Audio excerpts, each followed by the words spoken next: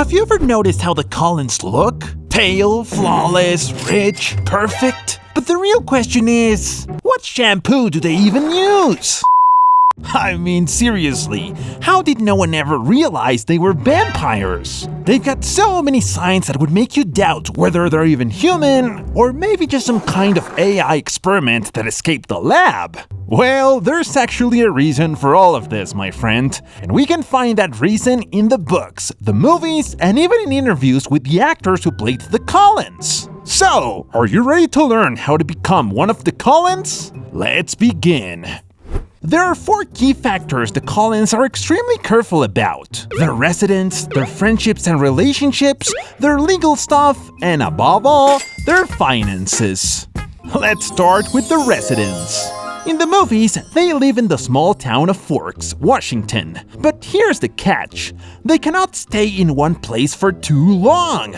Otherwise, people would start to notice that something's off, that they don't age, that they're a little too perfect. That's why the Cullens have to move every 6 or 7 years, about the time it takes for someone to go through school, graduate, or for the community to start asking questions. They do their best to stretch it as long as they can, but 6 or 7 years is usually the max. And the way they choose where to move next? That's interesting. First, it has to be somewhere cloudy. They pick places where the sun rarely shines, so they don't have to walk around wrapped up like a monk just to avoid sparkling in daylight. The second factor is the distance. According to the books, they usually move around 2 hours away from their last home, about 90 miles. And the good part? The Cullens own multiple houses across the United States, all purchased over time. Only one of them is inherited, Edward's family home, which once belonged to his human parents, who were famous successful lawyers. That house passed down to him, and through some very clever paperwork, he's managed to keep inheriting it again and again by pretending to be a relative of himself, so no one ever says, "Wait a minute, hasn't that guy been around for like 400 years?" Something screwy here.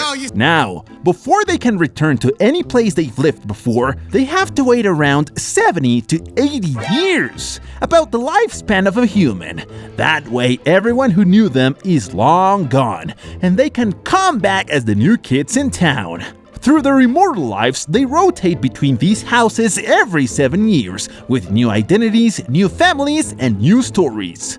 Which brings us to the next point: relationships and friendships. After each move, their family roles don't always stay the same as in the movies. They adapt depending on the location or whatever backstory they decide to use. Sometimes Edward's an only child. Other times Rosalie and Jasper are Carlisle's kids. And occasionally they're just roommates who randomly met. They switch it up however they need to. That also affects where they live. There were times when Alice and Jasper lived separately, and Rosalie and Emmett preferred to live apart like newlyweds. They also even change names. Sometimes Jasper uses Rosalie's last name, Hale, and pretends to be her twin brother. Their professions change too. Over the decades, each Cullen has mastered several fields: medicine, law, accounting, teaching.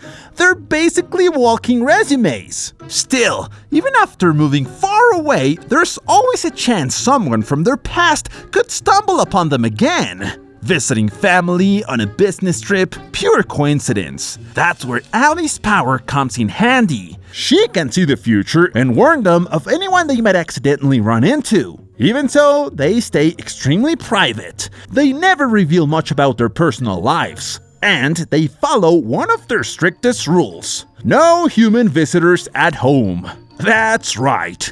Even if you somehow become best friends with a Cullen, don't expect a house invite. They'll never let you in. And honestly, that's not surprising, because they also avoid making close friends at all. And of course, their golden rule: feed only on animals. That way, no massacres, no evidence, no police problems. Now let's move on to the legal side. The Cullens have a secret weapon, their lawyer Jenks. Every time they move, buy property, or make money in, let's say, less than legal ways, Jenks steps in. He handles everything: legal IDs, car registrations, property deeds, everything tied to their new identities and locations. But of course, none of that comes cheap.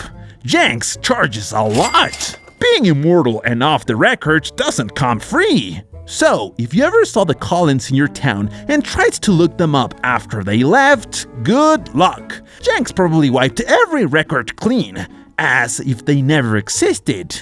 And while Jenks might seem trustworthy, Jasper doesn't take chances. He uses his pathokinesis power to keep Jenks under control. But hold on, how can the Cullens afford all this? New identities, new houses, lawyers, cars? That's not pocket change. Well, here's the secret. The Cullens' greatest advantage: their economy. Unlike regular humans, they have centuries to build wealth. They never die, never retire, and never have to waste money on groceries. They literally live off wildlife. And remember how you've always wished you could predict lottery numbers? Well, Alice actually can. She uses her visions to win bets, lottery jackpots, and casino games. But of course, she does it very carefully, so no one suspects anything. And all that money? Laundered and managed by Jenks. And don't forget, every member of the family is highly skilled, working in high-paying professions. Carlisle's a respected doctor, Esme's an architect, and the rest take turns playing roles that help keep the money flowing and the records legit. But this luxurious lifestyle comes with a price. They have to maintain all those houses, pay school fees, legal expenses, and it's a fortune just to keep their cover stories alive. So yes, they are rich, but not in the same way humans are. They don't crave material things. They just want peace and to survive without being exposed. By combining all these factors, the Cullens make sure no one ever realizes what they truly are. And now that Bella's joined them, she'll have to adapt to this hidden world too. One built on secrets, discipline, and centuries of quiet perfection. By the way, I didn't dive deep into their full backstory here, because if you want a complete timeline and history of this fascinating family, let me know in the comments.